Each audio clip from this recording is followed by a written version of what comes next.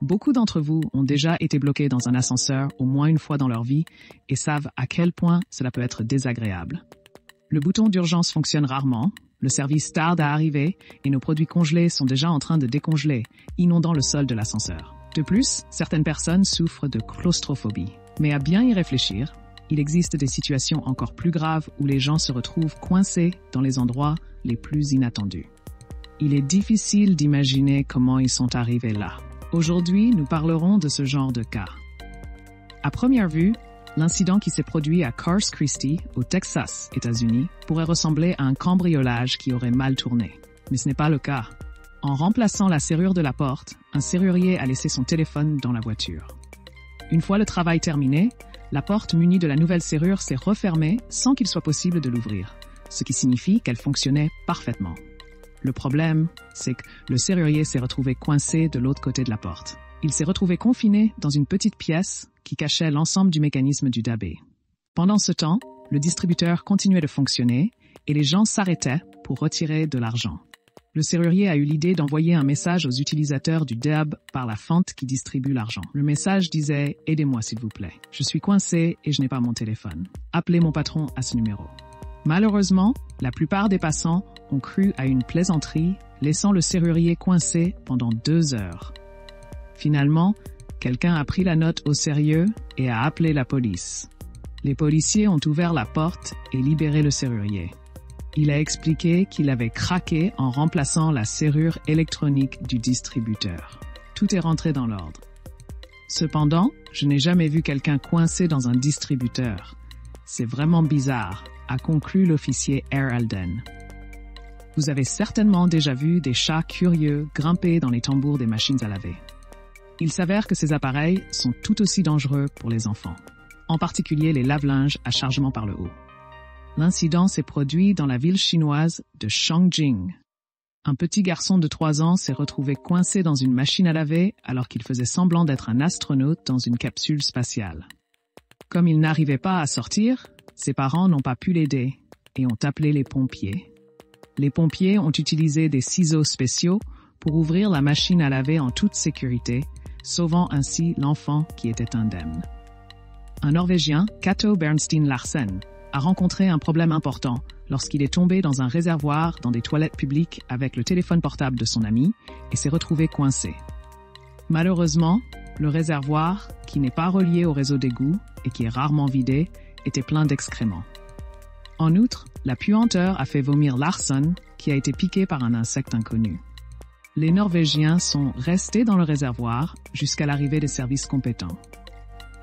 Selon Larsen, c'est l'expérience la plus révoltante de sa vie. L'homme a passé des heures dans une position très inconfortable, mais heureusement, il ne s'en est sorti qu'avec quelques égratignures. Si vous vous retrouvez un jour dans une situation similaire, avec une main ou une jambe coincée, le moyen le plus simple de la dégager est d'appliquer une solution d'eau et de savon. Vous souvenez-vous de ces moments de votre enfance où vous n'aviez plus de monnaie et où le distributeur de jouets vous a laissé tomber votre prix à la dernière minute, juste pour que vous ne gagniez pas? Dans ces moments-là, vous aviez parfois envie de briser la vitre et de vous emparer du jouet tant convoité. Selon les médias américains, un incident humoristique s'est produit dans un centre commercial du Tennessee. Un enfant de 18 mois, qui se trouvait avec sa grand-mère, a grimpé dans le distributeur de jouets, mais n'a pas pu en sortir. La grand-mère, très inquiète, a essayé de le sortir doucement pour éviter qu'il ne se blesse. Ses efforts étant vains, elle a dû appeler les secours. Les sauveteurs ont libéré le bambin en quelques minutes. Heureusement, il n'a pas été blessé. En guise de récompense, il a reçu le jouet qu'il avait tant essayé d'obtenir. Presque tous les chantiers de construction nécessitent du béton. Pour le fabriquer, on utilise un outil courant, la bétonnière. Cette machine se compose d'un tambour muni de lames et d'autres éléments qui mélangent soigneusement le béton, garantissant ainsi son uniformité et sa qualité. N'oubliez pas de nettoyer la bétonnière de tout résidu de béton séché après chaque utilisation. Le nettoyage peut être chimique ou mécanique. La méthode chimique, comme son nom l'indique, utilise des produits chimiques spéciaux et est plus coûteuse. La méthode mécanique, quant à elle, utilise des outils ordinaires comme une pelle, un marteau ou une brosse. Il semble qu'un ouvrier de la construction en Chine ait opté pour la méthode mécanique. Malheureusement, quelque chose a mal tourné et l'homme s'est retrouvé coincé dans une bétonnière, une situation très dangereuse. Les sauveteurs ont eu du mal à le libérer, mais ils ont fini par y parvenir et l'histoire a connu une fin heureuse. Ne dites plus à vos enfants que le Père Noël entre dans nos maisons par la cheminée, car cela peut très mal se terminer. C'est ce que les gens mentionnent dans les commentaires de la vidéo que vous voyez maintenant. En réalité, il est presque impossible d'entrer dans une maison par la cheminée, à moins d'avoir des talents de magicien. En général, les cheminées sont trop étroites pour être traversées. Une habitante de la ville américaine de Phoenix, âgée de 17 ans, ne devait pas le savoir, car un beau jour, elle a décidé de pénétrer dans sa propre maison par une cheminée. Pendant que ses parents étaient au cinéma, elle et une amie voulaient entrer dans la maison, mais elles n'avaient pas les clés. Peu après avoir commencé, la jeune fille a appelé à l'aide. Elle était coincée dans la cheminée et ne pouvait plus respirer normalement. Elle a dû attendre les sauveteurs pendant près d'1 heure et le sauvetage a duré 40 minutes. Lorsque la fillette a été libérée, son visage et ses vêtements étaient entièrement recouverts. C'est à ce moment-là que ses parents sont arrivés à la maison. Ils étaient soulagés que leur fille soit indemne, mais ils ne pouvaient pas cacher leur inquiétude qu'elle ait eu une telle idée. Dans les films sur les évasions de prison ou les grands casses, tout semble toujours simple. Une stratégie méticuleusement planifiée, pas d'imprévu. Tout se déroule sans accroc. Mais pour les vrais criminels, et heureusement pour nous, les choses se passent rarement sans accroc.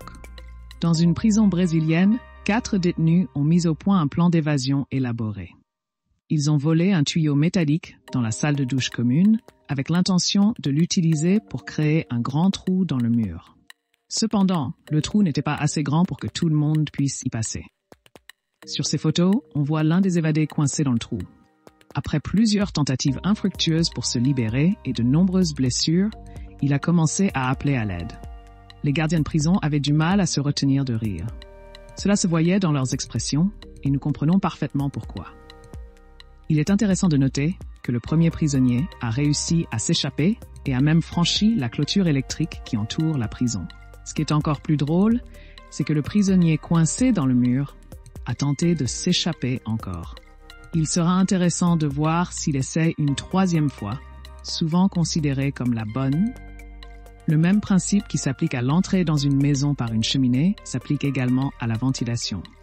Apparemment, tout le monde ne le comprend pas, ce qui pourrait expliquer pourquoi ce type a passé 2 jours coincé dans le système de ventilation d'un certain restaurant. Sa situation difficile a été découverte tout à fait par hasard. Un employé d'un bâtiment voisin a entendu des cris. Il semblait que quelqu'un criait depuis le toit d'un restaurant chinois de San Lorenzo. L'employé s'est rapidement rendu compte que quelqu'un était pris au piège et que la situation était grave. À leur arrivée, ces professionnels ont découvert un homme qui apparemment tentait d'entrer par le système de ventilation pour commettre un vol. L'opération de sauvetage a duré environ une demi-heure avant de réussir à le libérer. Depuis l'enfance, on nous apprend à éviter les bouches d'égout. Si vous tombez accidentellement dans l'un d'eux, les conséquences peuvent être très graves. Tout d'abord, la chute peut entraîner de graves blessures. En outre, certaines bouches d'égout sont remplies d'eau, de sorte que vous pouvez littéralement perdre pied. Dans de telles situations, il est beaucoup plus difficile de s'échapper, surtout si l'on ne sait pas nager. De plus, de nombreuses bouches d'égout n'ont pas d'échelle pour sortir, et crier à l'aide dans une ville bruyante est une véritable gageure. Un sans-abri de Wilmington, à Los Angeles, a passé des jours dans une bouche d'égout avant d'obtenir de l'aide, du moins d'après son histoire. Mais il a peut-être simplement perdu la notion du temps. Après tout, l'homme se trouvait à environ 15 mètres sous terre. Il lui était impossible d'en sortir par ses propres moyens. Il est intéressant de noter qu'il a été extrait de la bouche d'égout bien plus loin que l'endroit où ses cris ont été entendus initialement. La situation était si complexe que 60 sauveteurs ont été dépêchés sur les lieux. Selon les experts, le plus grand défi consistait à localiser l'endroit exact où l'homme était coincé afin de pouvoir l'atteindre efficacement. Heureusement, après des efforts considérables et minutieux, l'homme a pu être secouru. C'est tout pour aujourd'hui. Levez le pouce, abonnez-vous et à bientôt.